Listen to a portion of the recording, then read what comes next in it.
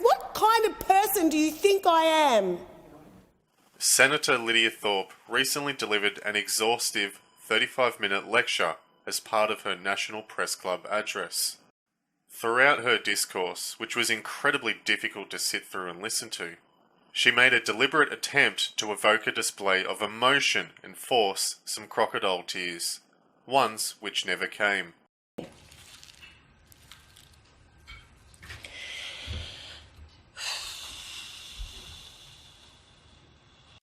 During her speech, she declared war on Australia, again. How is this not war, Australia? This is my matriarchal sign of resistance. How is this not war? Promoted lies about genocide, which are not supported by the source historical citations. 90% of our people were killed off for the privilege that you all have today. Pushed for treaty, again, Indigenous sovereignty, and spewed hatred and contempt for white people, the Australian nation, and promoted a vulgar display of critical race theory, usually reserved for those in the murky depths of far-left radical think tank groups. On my grandfather's country, Gunai country, you call it Lakes Entrance or the Gippsland Lakes or the 90 Mile Beach when you go on your holidays. It was a sport to shoot blacks. A sport to shoot blacks. My people. One thing in her speech that I did find incredibly interesting is her claim that she is a senator representing the Black Sovereignty Movement, a group that represents black people and their interests. I'm a senator representing the Black Sovereign Movement. Perhaps somebody should remind her that she is not in the Senate for that purpose. She was elected into power by the Australian people, who voted for her as a Greens Party senator. Of course, the Greens Party was very happy to see her go, constantly making excuses for the many controversies she found herself involved in. Her previous chief of staff in the Greens Party even claimed he was scared of Lidia Thorpe, describing her behaviour among the most unprofessional conduct he has ever witnessed. As she has turned her back on the Greens, being far too radical for even them, she has gone back to her roots of anti-white and pro-black apartheid activism. When the announcement of her departure was addressed back in February, she claimed, quote, "Now I will be able to speak freely on all issues from a sovereign perspective, without being constrained by portfolios and agreed party positions. There is a black sovereign movement out there that no one wants to listen to, so I will be their voice." Unquote. Lidia Thorpe, very interestingly, does not support the Voice to Parliament. She claims that it won't make a difference. What Lidia wants is anti-white apartheid and the balkanisation of Australia. She wants the nation to be broken into pieces. Even though she does not support the Voice to Parliament, she still thinks you are racist if you vote no. No result is going to make any difference, regardless of what it is. If it's no, well, we know that the country's racist, like it is. It is a racist country. A key point of Lidia Thorpe's speech was once again a plea for reparations. She didn't exactly say how much money that would look like, but she did say that it should be up to each tribe to decide on a figure that was right for them, which is ridiculous. The idea that they can just come up with some arbitrary amount of money on a whim is ludicrous. We do know that if the full Uluru Statement from the Heart is enacted, Aboriginal groups would see billions of dollars pouring into their pockets, on top of the $38 billion a year they already receive. Lidia claimed, quote, "They, the Voice, can't decide what that is for each clan and nation in this country. There has to be individual negotiations. There is a lot of money owed to First Peoples. I mean, look at the resources that have been extracted over 200 years. You know, we don't want to send the country broke. I'll put that one out there now. Otherwise, we could with what is owed." Unquote. When I first saw Lydia Thorpe's address to the National Press Club, my original reaction was to fact-check every single false claim that she made. But the burden of such a task could not be contained to a single video. There were so many lies being said, it really made me wonder if she actually believed half of the stuff that she was saying. There have been many senators and members of parliament throughout Australia's history who have been compulsive liars, but perhaps none as distasteful, vulgar and immature as Lidia Thorpe. And that we need to mature as a nation instead. Lydia initially got her start in politics through her involvement in anti-Australian and pro-black sovereignty activism in Melbourne. During this phase, she aligned herself with entities such as Solidarity, the Socialist Alliance, Black Lives Matter, and other anti-Australian groups affiliated with the Communist Party and Antifa. The ideological tenets she espoused during this period bear resemblance to a lot of what she is saying today, although perhaps these days she is a little more careful and deliberate in her messaging. These communist organisations are still running PR and apologetics for her to this very day, as you can see in this article by Solidarity. A lot of this comes as a surprise to even her own father, who is shocked and appalled at the conduct in which she carries herself. Lydia's father, Roy, back in April, expressed his concerns that Lydia has changed and she has never suffered oppression in her life. Quote, "She was spoilt. She was the firstborn among all cousins and everything. She was really spoilt. She never went without anything growing up. She was spoilt. She got everything she wanted, and she knows that too. So she's not right there, and she's even more privileged now with the position she is in." Unquote. Lydia's father added that since becoming a politician, Senator Thorpe has become a very racist person, expressing his disappointment that she fails to mention her upbringing. Quote, "Since she has been running for a politician, she has been turned racist," he said. "She has never mentioned anything about me in all of her speeches, never mentioned anything about her white father, which sometimes disappoints me a bit. When she was younger, she was never like that." Unquote. Her father seems to think that her interest in politics was brought about by the fact that she was an attention seeker and that radical politics could be very lucrative.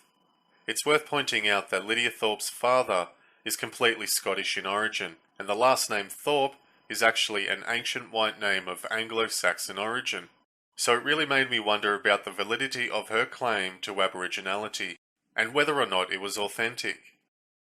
Lidia Thorpe claims to be Djab Wurrung and Gadic Mara woman, but the records show that she was born in Collingwood, Victoria, and neither her or her mother seem to have lived in Djab Wurrung or Gutchimara country. It is also worth pointing out that the vast majority of women in her family line married out to white men, from her great-great-great-grandmother right down to her very own mother. It would be very difficult to determine the actual percentage of Aboriginal DNA Lydia actually has, but it would be reasonable to assume that she does not have any more than 10%. When Lydia talks about herself, she refuses to identify as an Australian and claims that her family was subject to genocide, despite the fact that the vast majority of her family line came on the very same European boats that she is constantly slandering and vilifying. Lidia Thorpe's sister, Mariki, is a proud member of Antifa. She has been seen leading and guest speaking at Melbourne protests, promoting the COVID vaccine, climate change, and Aboriginal activism. According to Mariki, in her own words, she and her family are communists.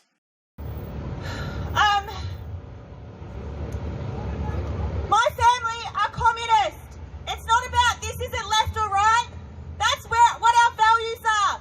Lidia Thorpe is an agitator and a radical activist who shouldn't be anywhere near the Senate. How dare you, when we have First Nations people working in the police force, you Are you act protecting as though, the police? No, I'm telling you It's got nothing that we to do also with have that. First Nations police who are doing their best it's still police. to improve the situation Police are police. across the Doesn't Northern matter what colour Territory. you are. You're a disgrace Concrete to the slabs. Senate and you're a disgrace to your people. Lydia was among the many activists who applauded and celebrated the criminals who set fire to Old Parliament House and made declarations of separatism. The very same Old Parliament House where Aboriginals were granted full voting rights. Lydia, a woman who rejects the very fundamentals of the Australian nation and its constitution, is openly celebrating those who wish to tear it down and replace it with apartheid. Yet she still grifted the Australian people who wished to vote for her, believing that she would represent them. As a precondition of assuming the office as a senator in Australia, one must swear an oath of allegiance and loyalty to the Crown. She did actually do this, although in a very disgraceful manner. Senator Thorpe, please recite the affirmation on the card handed to you. I, Sovereign Lidia Thorpe, do solemnly and sincerely affirm and declare that I will be faithful and I bear true allegiance to the colonising Her Majesty Queen Elizabeth II. Senator Thorpe, I'm going to wait for quiet. Senator Thorpe, you are required to recite the oath as printed on the card, so please recite the oath. She swore to represent the Crown, the Constitution and the Australian people, although she is doing the opposite today. If this is not an act of treason, I guess we will never truly know what treason is. One thing that Lidia Thorpe says that rings true is her claim that we are at war. In previous videos, I've shown conclusively how militant radical Aboriginal activism was pioneered, controlled, and utilised by the Communist Party ever since the 1930s. What we are dealing with today is a culture war, aimed at promoting white guilt, affirmative action, and critical race theory in order to disrupt and demoralise the Australian people into giving up their heritage, nation, and land. According to David Barton, who wrote on this topic in an article on The Quadrant, quote, "In many respects, Australian activists have declared war on the rest of Australia, and they did so many years ago." Senator Lidia Thorpe made this clear by declaring on January 6, quote, "This is war," to a crowd at the Melbourne Invasion Day rally. Arguably, she is right. We, the citizens of Australia, ought to consider ourselves at war with those who would seek to take over and reshape Australia in their own image and for their own purpose. Most Australians probably haven't noticed, but we've been at war with Aboriginal interests for a very long time. And over the last few decades, it's not been going well, to name but a few here. We have lost and given up vast tracts of land under spurious native title legislation, now formally recognised to be 50% of Australia's landmass. We have lost and given up to the now obligatory Welcome to Country, which in reality is a statement about who really owns Australia. We are now surrendering language so that many English place names are being replaced with Aboriginal names. We have lost and given up to mountains, beaches and waterways being closed to non-Indigenous, access denied or new access fees charged.